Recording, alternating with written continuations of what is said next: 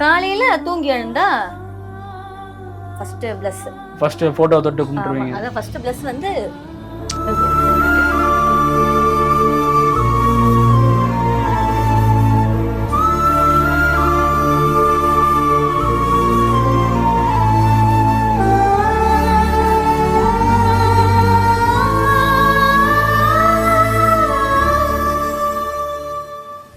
ஆனா இந்த 2024 ஜனவரி பிறந்ததுல இருந்தே சொல்லிட்டு இருந்தாரு நான் இறந்துருவேன். சொல்லிக்கினே தான் இருப்பாரு, இந்த வருஷம் தான் நான் இருப்பேன், இந்த வருஷம் தான் இருப்பேன். அதுக்குள்ள ஒரு சொந்த வீடு வாங்கி வச்சுட்டு போயிடலாம்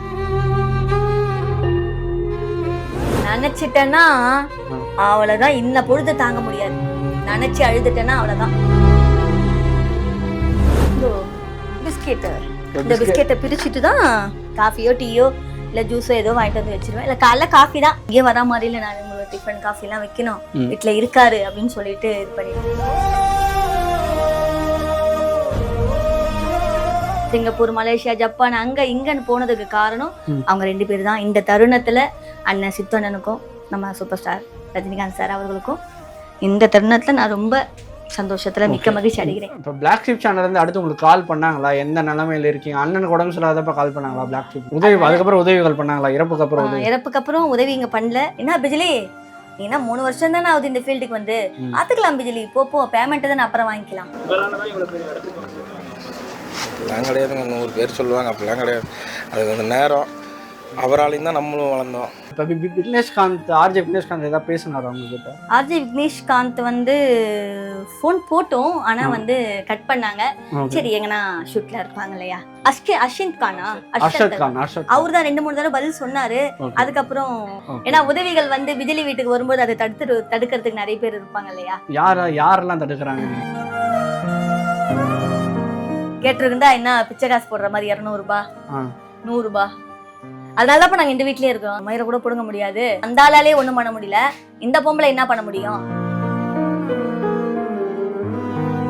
நான் எவ்வளவோ சொன்னேன், கேட்கல. கடைசியா இப்ப இந்த கல்லீரல் வந்தது பாருங்க, அப்பதான் ஒரு மனசுல யோசிச்சாரு. ஹாஸ்பிட்டல்ல இவர் கடைசியா இதான் போட்டு வந்தாரு. கல்யாண நாளுக்கு எடுத்து கொடுத்தோம். எலிஃபென்ட் கேட்ல தான் போய் எடுத்துன்னு வந்தோம். 500 ரூபாய் ட்ரெஸ் சந்தன கலர்ல எடுத்துன்னு வந்து கொடுத்தேன். பச்சை கலர் வேஷ்டியும் சந்தன கலர் ஷர்ட்டும் போட்டு வந்தாரு. நான் இறந்தப்போ அந்த சட்டையை போட்டு அனுப்பினாரு என்கிட்ட அந்த கல்யாண நாள் அன்னைக்கு. ஏங்க கல்யாண நாள் அதுமா இப்படி எல்லாம் பேசுறீங்க? இன்னும் வேற அப்பாவோட நினைவுகள் வீட்டுல என்னென்ன இருக்கு? அவர் வாங்கி கொடுத்த பொருட்கள், ட்ரெஸ் எடுத்து போட்டு வெளியே போவேன். உங்க அப்பாட்ட பிடிச்ச விஷயம் என்ன? கேட்டதெல்லாம் வாங்கி கொடுப்பாரு. பிடிக்காதது என்ன சொல்லுவீங்க? குடிக்கிறது, குடி பழக்கம்.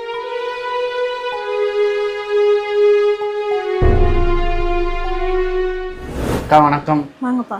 எப்படி இருக்கீங்க? ஏதோ இருக்கும், பரவாயில்ல. வாங்க உட்காருங்கப்பா, தண்ணி குடிங்க. குடிக்கலாங்க. எப்படி இருக்கீங்க நீங்க? ஃபர்ஸ்ட் எப்படி இருக்கீங்க? ஏதோ இருக்குமே, பாக்குறீங்களே. ஓகே, அண்ணா இறந்து ஆல்மோஸ்ட் 1 இயர் ஆக போகுது. வந்து உங்க எல்லாரையும் பார்த்துட்டு உங்க வீடு எப்படி இருக்கு, நீங்க வாழ்வாதாரத்துக்கு என்ன பண்றீங்க, இதெல்லாம் கேட்டு தெரிஞ்சுக்கலாம் தான் வந்திருக்கோம். ஸோ முதல் கேள்வியே, அண்ணன் இல்லாத வீடு எப்படி இருக்கு? அண்ணன் இல்லாத வீடு இப்படிதான். அண்ணன் இருந்தா கொஞ்சம் கலகலப்பா இருக்கும். அது இப்படிதான். நானும் பையனா இப்படிதான் சைலண்ட். ஓகே, இதுக்கு முன்னாடி எந்த வீட்டுல இருந்தீங்க? இப்ப 2வது நெடுஞ்செழியத்துல மொட்டராஜேந்திரன் இருக்குல்ல, அங்க இருந்தோம். 66 நம்பர் 66ல இருந்தோம். அதுக்கப்புறம் இங்க ஹவுஸ் ஓனர் இங்கேயும் ஒரு வீடு வச்சிருந்தாங்க, அங்க இருந்துட்டு அப்புறமா இங்க உள்ள வந்தோடனே பார்த்தோம்னா அவார்டு இருக்கு. அண்ணா வாங்கின அவார்டு இருக்கு, அதுவும் பிளாக் ஷிப்ல வாங்கின அவார்டு. அண்ணன் அப்புறம் பிளாக் ஷிப் ரெண்டுத்தையும் பிரிக்கவே முடியாது. அவர் வந்ததே பிளாக் ஷிப் மூலமா தான். ஸோ அண்ணனோட லைஃப்ல பிளாக் ஷிப் எவ்வளவு முக்கியமான பாட்டு, அதை பத்தி சூப்பர் ஸ்டாரை பத்தி பேசி அது வைரல் ஆகி அது பெருசா போய் அதுக்கப்புறம் தான் பிளாக் ஷிப் அண்ணா வந்து அதை வந்து பெரிய பெரிய லெவலுக்கு கொண்டு போய் வீடியோ எடுத்தாங்க. அண்ணனால சூப்பர் ஸ்டார் 2 பேராலையும் மறக்க முடியாத தருணம்னா நாங்க இந்த அளவுக்கு பேரும் புகழும் சிங்கப்பூர், மலேசியா, ஜப்பான் அங்க இங்கன்னு போனதுக்கு காரணம் அவங்க 2 பேர் தான். இந்த தருணத்துல அண்ணன் சித்தண்ணனுக்கும் நம்ம சூப்பர் ஸ்டார் ரஜினிகாந்த் சார் அவர்களுக்கும் இந்த தருணத்துல நான் ரொம்ப சந்தோஷத்துல மிக்க மகிழ்ச்சி அடைகிறேன். இப்போ பிளாக் ஷிப் சேனல்ல இருந்து அடுத்து உங்களுக்கு கால் பண்ணாங்களா? எந்த நிலைமையில இருக்கீங்க? அண்ணனுக்கு உடம்பு சரியில்லாதப்ப கால் பண்ணாங்களா? பிளாக் ஷிப்ல அண்ணனுக்கு உடம்பு சரியில்லாத போது ஃபோன் பண்ணாங்க. அது இல்லாமல் ஹாஸ்பிட்டலில் வந்து பார்த்துட்டு நாங்கள் இருக்கேன், பார்த்துக்கிறேன்னு சொல்லி உங்களுக்கு பணம் போடுறேன் அப்படின்னு சொல்லி ஒரு 50,000 ரூபாய் அவங்க ஹாஸ்பிட்டல்லையே கூகுள் பேல அமுச்சிட்டாங்க. செத்ததுக்கப்புறம் நான் வந்து உங்களுக்கு 2 நாள் நாங்கள் செய்கிறத வந்து நாங்கள் யாருக்கும் சொல்ல மாட்டோம், 2 நாளில் வந்து உங்களுக்கு என்ன தேவைன்னா நாங்கள் செய்கிறோம் அப்படின்னாங்க. அவங்களுடைய மனநிலையை பார்க்கும்போது அவங்க ரொம்ப கஷ்டப்பட்டிருப்பாங்க. நாங்கள் எவ்வளோ கஷ்டப்படுறோமோ எங்கள் ஃபேமிலியில் ஒருத்தராக சகோதரராக தம்பியாக அவங்க வந்து அண்ணனை இப்படி விட்டுட்டுமேன்னு சொல்லி அவங்க ரொம்ப கஷ்டப்பட்டிருப்பாங்க. அதனால அதுக்கப்புறம் உதவிகள் பண்ணாங்களா? இறப்புக்கு அப்புறம் உதவி இங்கே பண்ணல. கண்டிப்பாக நிச்சயமாக வந்து ஏதாவது ஒரு உதவினா பண உதவி வேணான்னு சொல்ல மாட்டேன். பணம் வந்து யாரும் வேணும்னு சொல்ல மாட்டாங்க. இருந்தாலும் எங்களுக்கு சின்ன சின்ன ப்ரோக்ராம் கண்டிப்பாக நீங்கள் கொடுங்க, அந்த வாய்ப்பை நீங்கள் தரணும்னு சொல்லி இந்த அக்கா எப்போவுமே வந்து பிஜிலி அக்கா வந்து ஒய்ஃப் தான். கண்டிப்பாக வந்து அது என்றைக்குமே வந்து எப்போவுமே உயிர் பிரிகிற நேரம் வரைக்கும் அது மாறாது. அந்த சின்ன சின்ன யூடியூப் ஆகட்டும், சின்ன சின்ன ப்ரோக்ராம் ஆகட்டும், எதுவாக இருந்தாலும் நீங்கள் கண்டிப்பாக கொடுக்கணும் தம்பி. இந்த குடும்பத்தை வந்து நீங்கள் வந்து எப்போவுமே கைவிடக்கூடாது. ஒரு அன்பு சகோதரியாக உங்ககிட்ட வந்து இது ஒரு தாழ்மையான ஒரு வேண்டுகோளாக நான் பணிந்து கேட்கிறேன். இப்போ விக்னேஷ்காந்த், ஆர்ஜே விக்னேஷ்காந்த் ஏதாவது பேசினாரா உங்ககிட்ட? ஆர்ஜே விக்னேஷ்காந்த் வந்து ஃபோன் போட்டோம், ஆனால் வந்து கட் பண்ணாங்க. சரி எங்கன்னா ஷூட்டில் இருப்பாங்க இல்லையா, உங்ககிட்ட பர்சனலாக ஏதாவது பேசினாரா ஃபோனில்? அதான் அக்கா நான் வண்டியில் போயிட்டு இருக்கேன், நான் வந்து ஆஃபீஸில் போய் கால் பண்ணுறேன். நாங்கள் அர்ஷத் கானா அவர் தான் 2-3 தடவை பதில் சொன்னார். அதுக்கப்புறம் கான்டாக்ட் இல்லை. வேற யாராவது சொல்லி குழப்பிட்டாங்களா? ஏன்னா உதவிகள் வந்து பிஜிலி வீட்டுக்கு வரும்போது அதை தடுக்கிறதுக்கு நிறைய பேர் இருப்பாங்க இல்லையா. யாரெல்லாம் தடுக்கிறாங்க? யாரெல்லாம் சொல்ல தெரியல. நல்லா இப்போ நீங்கள் நல்லா பேசுகிறீங்க, 2 நாள் கழிச்சு அதே உங்களுக்கு நான் ஃபோன் பண்ணால் நீங்கள் எடுக்க மாட்டீங்க. பிஜிலியானா நல்ல மனிதர் தானே, அவருக்கு வரக்கூடிய உதவிகள் யார் தடுப்பா? நம்மளுக்கு நான் என்னுடைய இதில் அப்படி நான் நினைக்கிறேன். அவங்க நல்லா ஒரு 2 தடவை நல்லா பேசும்போது 3ஆவது தடவை அந்த ஃபோன் வந்து சுவிட்ச் ஆஃப் பண்ணிடுறாங்கன்னா நம்ம நினைப்போம் சரி என்ன தெரியலையே அப்படின்னு நான் சொல்கிறேன் காணாங்க. அதோட ஒரு 2 டேஸ் கழிச்சு பார்த்தா ஃபோன் வந்து சுவிட்ச் ஆஃப். அப்போ பொதுவாகவே உங்கள் ஹஸ்பண்ட் வேலை செஞ்ச சேலரி இன்னும் எவ்வளோ இந்த மாதிரி கொடுக்காம இருக்காங்க? நாகர்கோவில் கன்னியாகுமரியில் வந்து போலீஸ் கெட்டப்லாம் போடுவார். அவர் பேர் சேரன் வாங்க, அன்பு ராணி சன் டிவிலலாம் நடிக்கிறாங்க. அவங்க ஒரு 14,000 ரூபாய் 15,000க்கு மேலே ஏமாத்திட்டாங்க. என்ன பிஜிலி நீ என்ன 3 வருஷம் தானே ஆகுது இந்த ஃபீல்டுக்கு வந்து, 2018 அவங்க அந்த வார்த்தை சொன்னது. பார்த்துக்கலாம் பிஜிலி, போ பேமெண்ட்டு தான் அப்புறம் வாங்கிக்கலாம் அப்படின்னு 1 வாரம் அங்கே வச்சிருந்து இது பண்ணிட்டு ஷூட் பண்ணிட்டு அந்த மாதிரி சொல்லிட்டாங்க. பார்த்துக்கலாம் பிஜிலி, பேமெண்ட் தானே பார்த்துக்கலாம் 1 ரூபா கூட கொடுக்கல. இப்போ சம்பளம் கொடுக்காம ஏமாத்திட்டாங்க. வீட்டுக்கு வந்து உங்ககிட்ட என்ன சொல்லுவார்? நான் தானே கூட போவேன். நீங்க தான் கூட போவேன். பையன் குழந்தை, நான் யார்கிட்டயும் விட்டுட்டு போக முடியாது. நான் பையனையும் கூட்டிட்டு போயிடுவேன். பையனுக்கு உண்டான பஸ் பேர் எடுத்துக்கோங்க, நான் கூட மேனேஜரா வரேன் இல்லையா, அந்த பேமெண்ட் மட்டும் இருக்கட்டும் அப்படின்னு நான் சொன்னாலும் பேமெண்ட் ஃபுல்லாவே எடுத்துருவாங்க. எல்லாருக்கும் கொடுப்பாங்க, எங்க வீட்டுக்காருக்கு மட்டும் அங்க பேமெண்ட் கொடுக்க மாட்டாங்க. அப்படி உங்க ஹஸ்பண்டுக்கு மட்டும் கொடுக்காம? அதான் இழிச்சு வாயின்னு சொல்லுவாங்க இல்லையா, அது எங்க வீட்டுக்காரர் தான். அந்த நாள கொடுக்காம நீங்க கேட்டது உண்டா அவங்ககிட்ட? ஏன் இந்த மாதிரிலாம் பண்றீங்க? கேட்டிருந்தா என்ன பிச்சை காசு போடுற மாதிரி 200 ரூபாய் 100 ரூபாய். அதனாலதான் நாங்க இந்த வீட்லயே இருக்கோம்.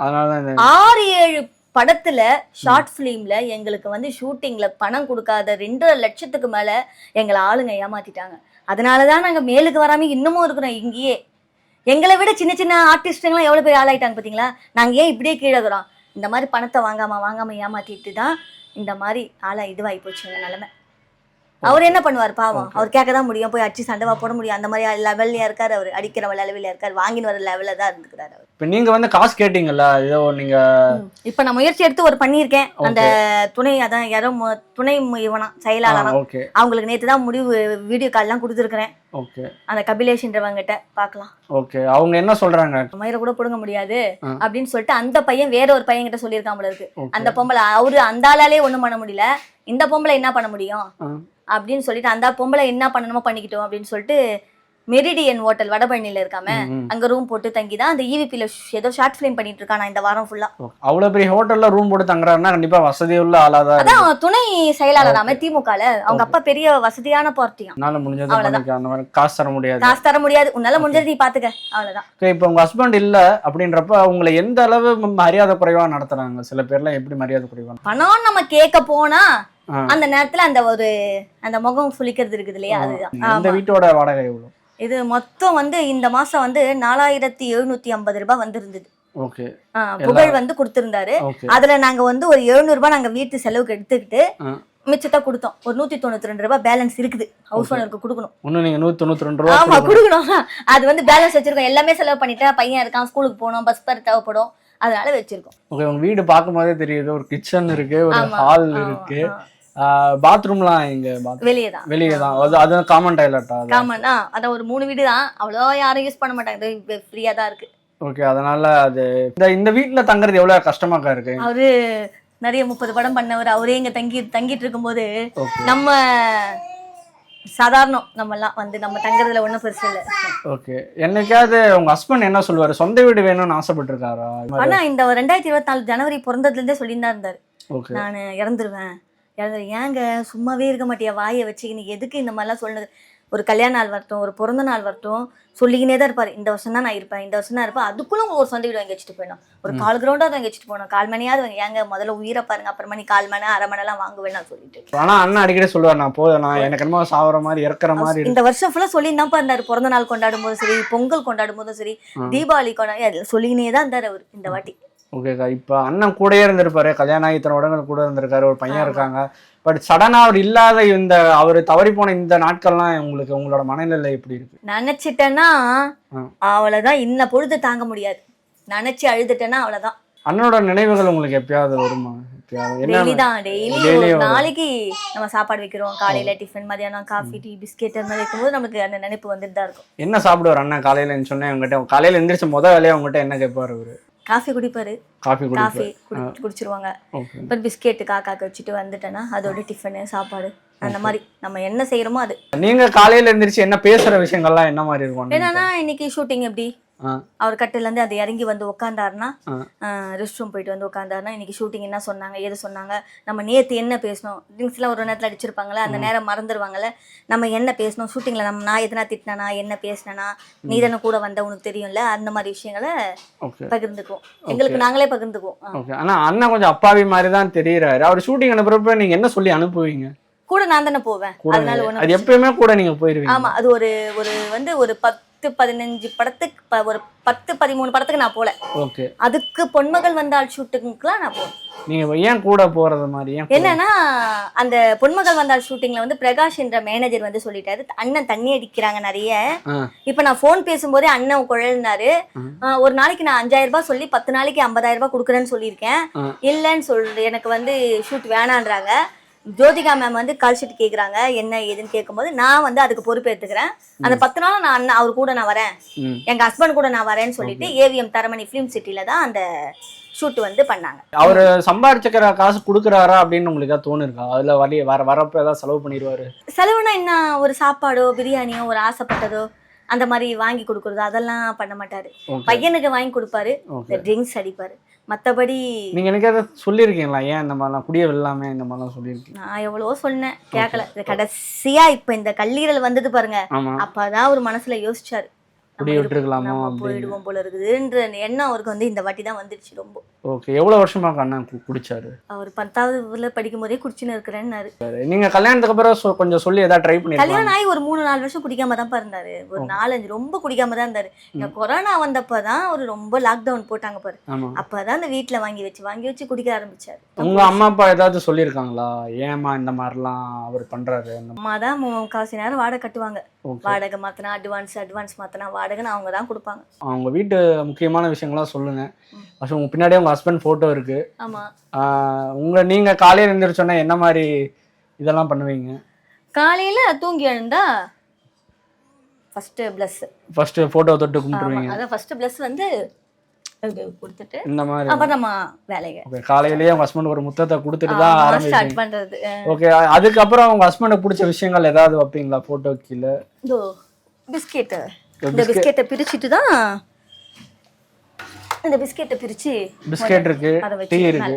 டீ வந்து நான் காஃபியோ டீயோ இல்ல ஜூஸோ ஏதோ வாங்கிட்டு வந்து வச்சிருவேன், இல்ல காலைல காஃபி தான், ஏன்னா அந்த காஃபி நான் குடிப்பேன்றதுனால அந்த காஃபி வச்சிருவேன். அப்ப தினமும் காலையில காஃபி பிஸ்கெட் வச்சிருவேன். அதாவது எங்கேயுமே போறது இல்ல, இந்த காலைல காஃபி வைக்கணும்ன்றதுனால தான் இப்ப மாமியார் கூட கூப்பிட்டாங்க என்ன 2 நாள் வந்து இருக்க சொல்லி, காஃபி டீ எல்லாம் வைக்கணும், நான் எங்கேயும் வரா மாதிரி உயிரோட இருக்கிற மாதிரி தான் நீங்க நினைப்பீங்க. அது ஃபீல் வந்துருச்சு நம்மளுக்கு. நான் இப்ப கூட கூப்பிட்டாங்க 2 நாள் வந்து இருக்கணும் வாங்கலாம், எங்கேயும் வரா மாதிரி இல்ல, நான் உங்களுக்கு டிஃபன் காஃபி எல்லாம் வைக்கணும், வீட்டுல இருக்காரு அப்படின்னு சொல்லிட்டு இது பண்ணிட்டு. ஏதாவது பேசுவீங்களா உங்க ஹஸ்பண்ட் கூட? ஏதாவது பேசுவீங்களா? நிறைய பேசுவேன், அவர்கிட்ட பெண்ணாத்திட்டே இருப்பேன். ஷூட்டிங்ல எப்படி சொன்னாங்க, அப்படி பேசினாங்க, போன்ல இந்த அக்கா சரிதா அப்படி பேசினா, சரிதா நீங்க ஒய்ஃபா நடிச்சீங்கல்ல, வீட்டுக்காரா நடிச்சீங்கல்ல, ஒரே புலம்பி தள்ளிடுவேன். அவரே நான் மேல போய் கூட விட மாட்டாருன்றாலேன்னு நினைப்பாரு. இந்த மாதிரி குடும்ப கஷ்டங்கள் அவர் உயிரோட இருந்தா என்னென்ன பேசிருப்பீங்களோ அதெல்லாம். ஆனா வந்து நம்ம குடும்ப கஷ்டம்னு எதுனா வந்து நம்ம பணம் இல்ல அப்படின்னு நம்ம சொல்ற அடுத்த ஒரு 1/2 hourல யாராவது ஃபோன் பண்ணி உங்க அக்கௌண்ட்ல 1000 ரூபாய் போடுறேன் 500 ரூபாய் போடுறேன் எடுத்துக்கோங்க அப்படின்னு நம்மளுக்கு சொல்லும்போது நமக்கு கொஞ்சம் இதுவா இருக்கு. உங்க ஹஸ்பண்ட் இன்னும் இங்கதான் இருந்து உங்களுக்கு உதவி பண்ணிட்டு இருக்காருன்னு தான் கண்டிப்பா சொல்லி கண்டிப்பா அவரோட ஆத்மா தான் வேற யாரு மூலமாவோ உதவிகள் உங்களுக்கு பண்றாங்க. கண்டிப்பா அண்ணா அடிக்கடி பிளாக் ஷர்ட் தான் போடுவார்ல. அவர் வந்து காலான்னு சொல்லிட்டு அப்பப்போ அந்த காலாப்படத்தை நடிச்சிருந்தாரு. ஓகே. ஆனா வந்து அந்த இது வந்து வரல, சீன் வரல. scene ஓகே வரல, அவருக்கு வந்து வரல. இந்த எம்ஜிஆர் நகர்ல அந்த ஒரு வாய் மட்டும் தான் வந்திருந்தாங்க அந்த சீன்ல எல்லாம். ஓகே. அது இவங்க ஒரு 4-5 பேர் அதுல வரல. அந்த மண்டத்தின் சார்பா போயிருந்தாங்க, பணம் வாங்காம அந்த ஒரு வாரம் நடிச்சாங்க. ஓகே. அது வந்து அந்த கலர் தூவாங்கல கடைசி, ஆமா ஆமா ஆமா. அதுல வந்து இவங்க வரல. ஓகே. அண்ணன் என்ன எல்லா ஊருக்கே தெரியும் அண்ணனுக்கு வந்து சூப்பர் ஸ்டார் ரஜினிகாந்த் ரொம்ப பிடிக்கும் அப்படின்னு. ஷூட்டிங் போறதுக்கு முன்னாடி என்ன சொன்னாரு? ரஜினி படத்தை நடிக்க போறேன். ஐயோ என் தலைவனை கட்டி பிடிச்சனே, ஐயோ ஐயோ அப்படி இப்படி நான் அப்படியே குதிச்சுட்டு தூங்கவே இல்லை. மறுநாள் காலை 4:30 மணிக்கெல்லாம் போகணுமா, அங்க பூந்தமல்லியாண்டு தான் அங்க ஷூட் வச்சாங்களாமே. ஓகே. ஐயோ 4:30 மணிக்கெல்லாம் போனோன்ட்டு 2:30 மணிக்கே எழுந்துப்பாரு, தூங்கவே மாட்டேன். 4:30 மணிக்கு கட்ட, ஐயோ என்னை விட்டு போயிடாதீங்க, நான் வந்துடுறேன் அப்படின்னு சொல்லிட்டு போவார். ஷூட்டிங் போயிட்டு வந்த அப்புறம் ஒவ்வொரு நாள் நைட் என்ன சொல்லுவாரு? பார்த்தேன், கட்டி பிடிச்சேன், என்னமோ பண்ணேன் அப்படி இப்படின்னு ஸ்கிரீன்ல வந்துச்சுன்னா நல்லா இருக்கும். வந்து 10 புஷ்ன்னு போயிடுச்சு. வரவே அண்ணன் இப்படி அடிக்கடி போட்டோ எடுக்கக்கூடிய ஆள் அவரு. இந்த போட்டோ அவர் எடுக்க மாட்டாரு. சூரிய எஃப்எம்ல போயிருக்கும்போது அவங்க இதுவும் அந்த கப்பு இருக்கு, சமையல் கட்டுல இருக்கு, அந்த கப்பு சால்வ் எல்லாம் கொடுத்துருந்தாங்க. உங்களுக்கு நிறைய பணம் வருது, 10 நாள் நடிகராக ஒரு 50,000 வருது, இந்த மாதிரி சடனா ஒரு வளர்ச்சி உங்களுக்கு அந்த டைம்ல அது எவ்வளவு சந்தோஷமா இருந்துச்சு? அது ஆக்சுவலி பணம் வருதோ இல்லையோ நிறைய நடிகர்களை வந்து பார்த்தாரு. குஷ்பு மேம், சுந்தர்சி மேடம், அந்த நட்பே துணையில வந்து கௌசல்யா மேடம், பாண்டியராஜன் சார், எல்லாரையும் பார்த்து வந்து ஒரு நல்ல ஊக்கம் கொடுத்தாங்க இவங்களுக்கு. ஓகே. அடுத்த படத்துல உன்னை போடுவோம், நீ கவலைப்படாத அப்படிலாம் வந்து நிறைய அட்வைஸ் பண்ணுவாங்க. ஓகே. அதான் நார்மலா அந்த ஒரு சடனா இப்படி ஒரே செகண்ட்ல அவரோட வாழ்க்கை மாறுதுன்றப்ப உங்களுக்கு அந்த மனநிலை எப்படி இருந்துச்சு? அன்னைக்கு இருந்த பீரியட் எப்படி இருந்துச்சு? நல்லா வருவாரு, ஒரு கார் பங்களான்னு வாங்குவாங்க, ஒரு சொந்த வீட்ல ஒரு ஆசை இருக்கும் கண்டிப்பா வந்து நல்லா கார்ல போவாரு, நல்லா ஜாலியா இருப்பாரு. நம்ம நினைச்சது ஒண்ணு, அது புதுசுன்னு நடந்துச்சு. ஓகே. அண்ணன் இன்னும் கொஞ்சம் உஷாரா இருந்திருக்கலாமா அப்படின்னு தோணுதா? தண்ணியாலதான் அப்படி ஆயிட்டாரு. அதான் மெயின் காரணம். அதுதான் அண்ணன் யூஸ் பண்ண போன் இருக்கு. இந்த போன் பார்க்கும்போது அது ஒவ்வொரு முறை எடுத்து தொடும்போது உங்களுக்கு என்ன தோணும்? இது ஹாஸ்பிட்டல் அவர் இதானே வச்சிருந்தாரு, யூஸ் பண்ணிட்டு இருந்தாரு. ஓகே. இந்த போன் தான் அண்ணன் யூஸ் பண்ணிட்டு இருந்து. இப்போ யாராவது கால் பண்ணுவாங்களா? இது வந்து என்னுடைய நம்பர் தான் வந்து ஐடியா அதுல போட்டிருக்காரு. ஓகே. அதனால அந்த 2 மாசம் போட்டிருந்தோம் பேலன்ஸ், ஒரு 2-3 மாசம். சரி இப்ப இதுக்கும் போனா அதுக்கும் போனா ஒரு 500 ரூபாய் ஆகும், சரி அதுக்கு மட்டும் போட்டுட்டு இது விட்டுறது. ஓகே. இந்த போன் ஒன்னும் தூக்கி போடாம பத்திரமா தான் வச்சிருக்கீங்க? ஐயோ தூக்கி எல்லாம் போட மாட்டீங்க? அவரோட நினைவா வாங்கி புதுசு யூஸ் பண்ணாம அப்படியே இருக்கு பத்திரமா. ஓகே. இன்னும் அவர் யூஸ் பண்ண வேற பொருள் ஏதாவது இருக்கா? சட்டை அவர் இன்னும் பத்திரமா வச்சிருக்கீங்களா? அது இருக்கு கட்டப்பையில. அவர் தேவஷத்துக்கு வரைக்கும் அது கொடுத்துடணும், அதுக்கப்புறம் அங்க கோயில்ல போய் கொடுக்கணும். இது வந்து அவர் போட்டு இந்த ஷர்ட் ஹாஸ்பிட்டல்ல. ஓகே. இதுதான் அண்ணா நான் எடுத்து ஹாஸ்பிட்டல்ல இவர் கடைசியா இதான் போட்டிருந்தாரு. 25ஆம் தேதி ஆகஸ்ட் 25 இது போட்டிருந்தாரு. ஓகே. 26 அதான் சட்டை எப்படியே தொடங்கும். இந்த சட்டையை பார்க்கும்போது என்னக்கா தோணும்? இதெல்லாம் போட்டிருந்தாரு ஆஸ்பத்திரியில, அவரு இதைதான் போட்டிருந்தாரு. ஓகே. இந்த சட்டையை ஒவ்வொரு முறை பார்க்கும்போது அண்ணா தான் ஞாபகம் வருவாரா? ஆமா, இது 1 வருஷம் கழிச்சு நம்ம போட்டுக்கலாமா? அது வரைக்கும் நீங்க போடக்கூடாது. அவர் தவசம் முடிகிற வரைக்கும் அவர் ஆத்மா இருக்கும்வாங்க. ஓகே. அது அவரோட தவசம் முடிகிற வரைக்கும் அவரோட ஆத்மா அந்த சட்டையில தான் இருக்கும், அது வரைக்கும் போடக்கூடாது. நம்ம இவ பையனை யூஸ் பண்ணக்கூடாது. ஓகே. அதுக்கப்புறம் தான் அண்ணன் ஞாபகமா சட்டை எடுத்து பாப்பீங்களா? இப்போ பாப்போம், இது அடிக்கடி பாப்பான். பையன் எடுத்து போட்டு போயிட்டான் அன்னைக்கு. அப்புறமா போடக்கூடாதுன்னு சொன்னவொடனே கழட்டி வச்சுட்டா. ஓகே. அண்ணன் கடைசியா போகும்போது என்ன சட்டை போட்டிருந்தாரு? இந்த வருஷம் ஆகஸ்ட் 26 இறந்தாரு.